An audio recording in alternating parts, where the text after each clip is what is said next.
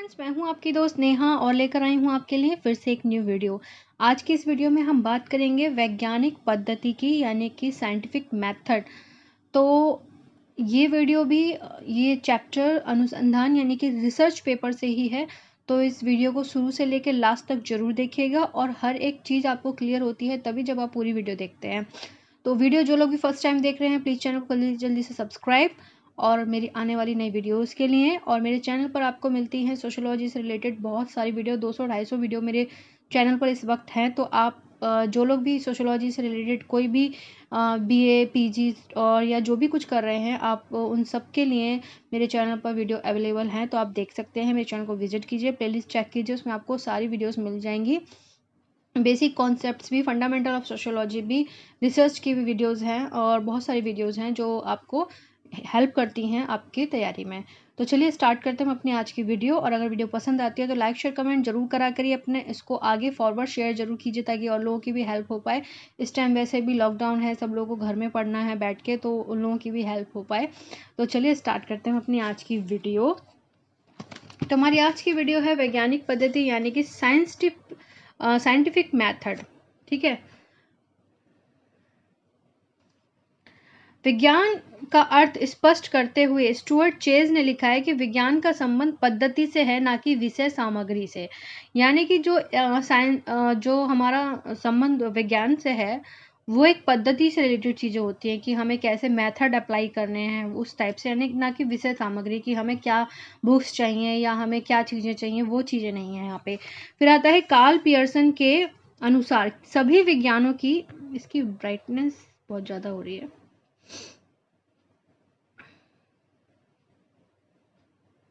Okay. Karl Pearson के अनुसार सभी विज्ञानों की एकता उनकी पद्धति में है, ना कि केवल उनकी विषय सामग्री में, यानी कि विषय वस्तु में। फिर स्पष्टता विज्ञान का संबंध किसी विशिष्ट प्रकार की सामग्री से नहीं होकर वैज्ञानिक पद्धति से प्राप्त किए गए क्रमबद्ध व व्यवस्थित ज्ञान से होता है।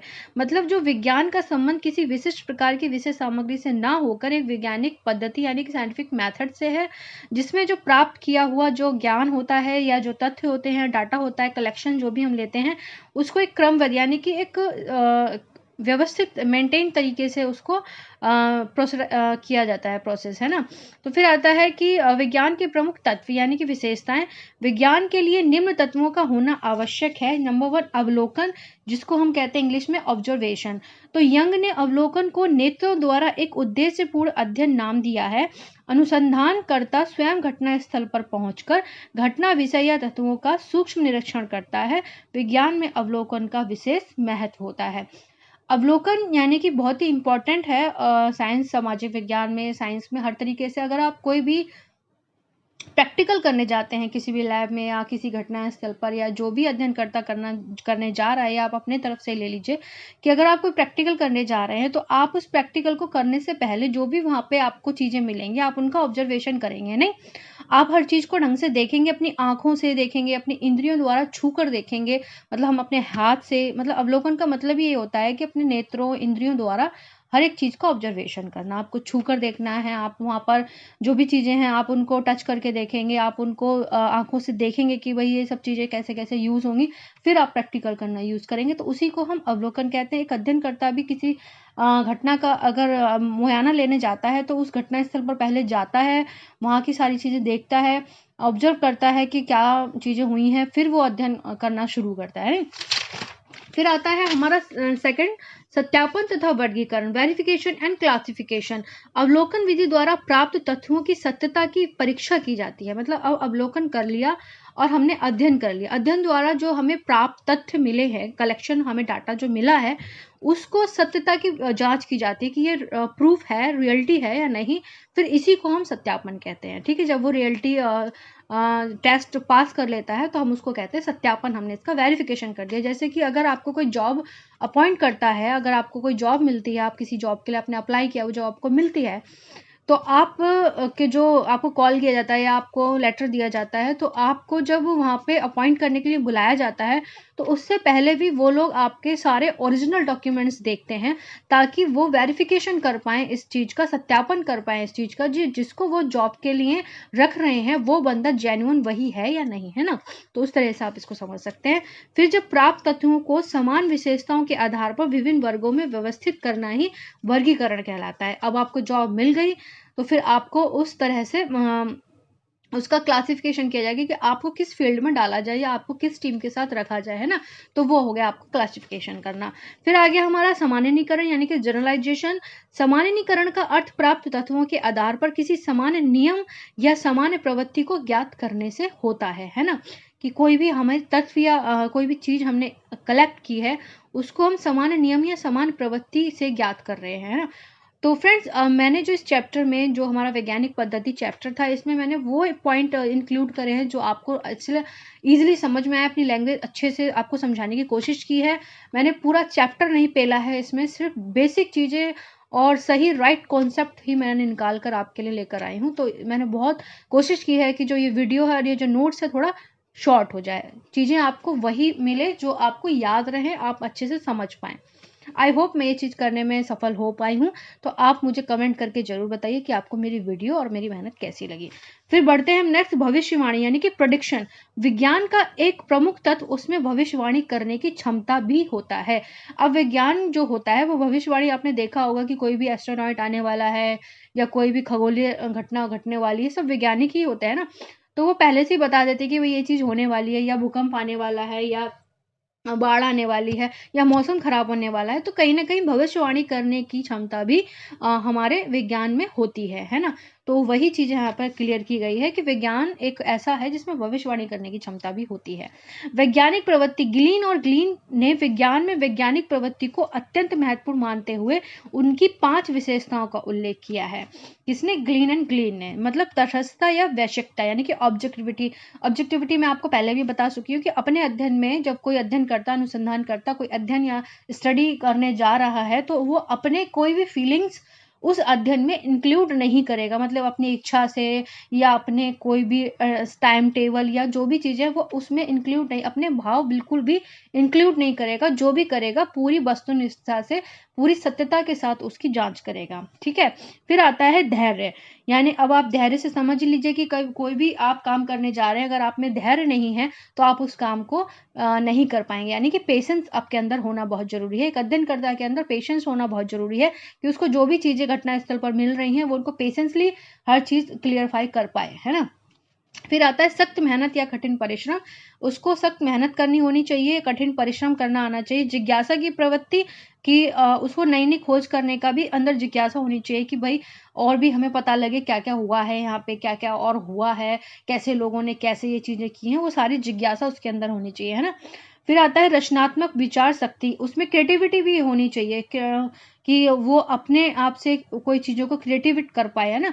तो वो चीज़ भी होनी चाहिए। फिर आता है कि वैज्ञानिक पद्धति का अर्थ क्या होता है। तो उस पद्धति को वैज्ञानिक पद्धति कहा जाता है जिसमें अध्ययनकर्ता तटस्थ या निष्पक्ष रहकर किसी विषय, समस्या या घटना का अध्ययन करता है। यानी कि अध्ययनकर्ता अपनी तरफ से बिल्कुल निष्पक्ष रहकर किसी भी विषय या समस्या का, घटना पर उसका अध्ययन कर रहा है ना। उसके अंदर अपने कोई भाव नहीं है कि ये घटना कहीं उससे जुड़ी हुई ना हो या उसकी किसी भी चीज से बिलोंग नहीं कर रही है, लेकिन वो उसका अध्ययन कर रहा है बिल्कुल निष्पक्ष होने के साथ। तो फ्रेंड्स, अगर आपको इस वीडियो का PDF चाहिए यानी कि ये नोट्स चाहिए तो आप मुझे मेल कर सकते हैं। और PDF 15 रुपये उसका पे करने होते हैं। और ये जो पूरा नोट्स है 15 रुपये, पूरे 5 या 6 पेज होंगे इसमें। तो एक PDF आपको बनाकर दी जाती है जिसमें आपको ये नोट्स पूरा मिल जाता है, जिससे आप अपने पास उसको सेव करके रख सकते हैं। फिर आता है हमारा वैज्ञानिक पद्धति की विशेषताएं। ज्ञान का आधार वैज्ञानिक पद्धति से है। ज्ञान प्राप्त करने के लिए, तथ्य एकत्रित करने के लिए अध्ययनकर्ता अनेक विधियों का प्रयोग करता है। समाजमिति, अवलोकन पद्धति, साक्षात्कार, प्रश्नावली, अनुसूची, सांख्यिकी, सर्वेक्षण आदि। समाजमिति बहुत सारी जो जनानिकीय या बहुत सारी विधियां हैं समाजशास्त्र के अध्ययन जो वैज्ञानिक पद्धति द्वारा प्रयोग की जाती हैं, वो तरीके से। अवलोकन द्वारा तत्वों को एकत्रित किया जाता है, वही जो मैंने अभी आपको बताया। इसमें अभी हम पढ़ रहे हैं कि विशेषताएं क्या है वैज्ञानिक पद्धति की। तत्वों का वर्गीकरण एवं विश्लेषण किया जाता है, जैसे मैंने आपको बताया कि जो भी डाटा हमने इंक्लूड किया है, कलेक्ट किया है, उसको हम क्लासिफिकेशन करेंगे कि किस किस चीज में कैसे कैसे चीजों को रखा जाए। फिर क्या है का उल्लेख किया जाता है ना, कि क्या है ये चीज, क्या है इसको बताया जाता है, डिस्क्राइब किया जाता है। फिर हम बढ़ते हैं, कार्य कारण संबंधों को विवेचना की जाती है कि क्यों ऐसा हुआ, किस संबंध से ऐसा हुआ है, क्या कारण रहे होंगे, या इसका संबंध किस चीज से है, वो सारी चीजों का विवेचना की जाती है। सिद्धांतों की पुनर्परीक्षा संभव है, मतलब जो भी सिद्धांत वहां पे लगाए गए हैं, बताए गए हैं, उनको फिर से उनको रिजल्ट निकाला जाता है, फिर से परीक्षा की जाती है कि भाई ये सही है भी हुए हैं या नहीं। फिर आता है सिद्धांतों की स्थापना की जाती है कि कोई भी सिद्धांत हमने इस अध्ययन में लगाया है, उसकी स्थापना हमने करी है कि इस अध्ययन में हमने ये सिद्धांत लगाया है। फिर आता है सिद्धांत सार्वभौमिक, यानी कि यूनिवर्सल, मीन कि अध्ययनकर्ता समाज विज्ञान में जिन सिद्धांतों को काम में लाता है, मतलब जो प्रयोग लेता है, वो सार्वभौमिक होते हैं, यानी कि यूनिवर्सल होते हैं। ठीक है, उनको चेंज नहीं किया जा सकता है ना, वो जो सिद्धांत हैं वो एग्जिट वैसे ही रहेंगे, यूनिवर्सल है वो। फिर हमारा आता है नेक्स्ट, भविष्यवाणी करने की क्षमता, जो कि मैंने अभी आपको बताया कि विज्ञान एक भविष्यवाणी करने की क्षमता भी रखता है।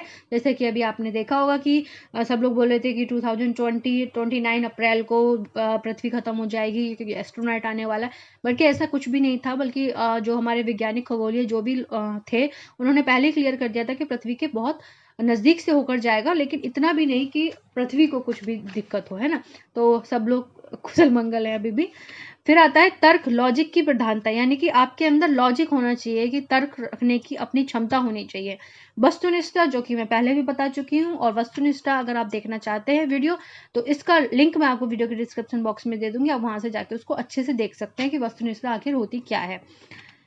फिर आता है सामाजिक अनुसंधान में वैज्ञानिक पद्धति का उपयोग हम क्यों करते हैं, ये क्वेश्चन भी हो सकता है और कई बार पूछ लिया जाता है शॉर्ट नोट्स में। सामाजिक विज्ञान एवं सामाजिक अनुसंधान की प्रकृति वैज्ञानिक है। समाजशास्त्र और इसके क्षेत्र में होने वाले अनुसंधानों की प्रकृति भी वैज्ञानिक है, क्योंकि इसमें विज्ञान की सभी विशेषताएं पाई जाती हैं, जैसा कि मैंने आपको अभी पहले बता चुकी हूँ। भविष्यवाणी, तर्क, वस्तुनिष्ठता, अवलोकन, साक्षात्कार, सब कुछ। सेकंड पॉइंट है कि समाजशास्त्रीय अध्ययनों में क्या है में रुचि ली जाती है, ना कि क्या होना चाहिए, इसमें नहीं, है ना। समाजशास्त्रीय अध्ययनों में कार्य कारणों संबंधों की विवेचना की जाती है कि किसका संबंध कैसे है, क्या हुआ है, नियम प्रतिपादित किए जाते हैं। अतः ये हम कह सकते हैं कि सामाजिक अनुसंधानों में वैज्ञानिक पद्धति का प्रयोग किया जाता है ना। पहले लोग सोचते थे कि सामाजिक विज्ञान यानी कि समाजशास्त्र में वैज्ञानिक जैसा कुछ है नहीं, विज्ञान जैसा कुछ नहीं है, बट सामाजिक विज्ञान भी, समाजशास्त्र भी वैज्ञानिक तरीके से अध्ययन कर सकता है, वो भी वैज्ञानिक पुष्टि कर सकता है। तो फ्रेंड्स, ये थी वैज्ञानिक पद्धति चैप्टर से रिलेटेड वीडियो। तो वीडियो पसंद आई तो लाइक शेयर कमेंट जरूर कीजिएगा। नेक्स्ट वीडियो में हम पढ़ेंगे कि वैज्ञानिक पद्धति के घटक यानी कि तथ्य, सिद्धांत एवं अवधारणाएं क्या होती हैं। इसकी भी मुझे रिक्वेस्ट आई थी कि मैम हमें तथ्य, सिद्धांत या अवधारणा क्या होती है इसके बारे में हमें वीडियो बताइए, तो मैं बहुत शॉर्ट नोट्स बनाने की कोशिश करूंगी इस पर भी। तो चलिए, थैंक यू सो मच।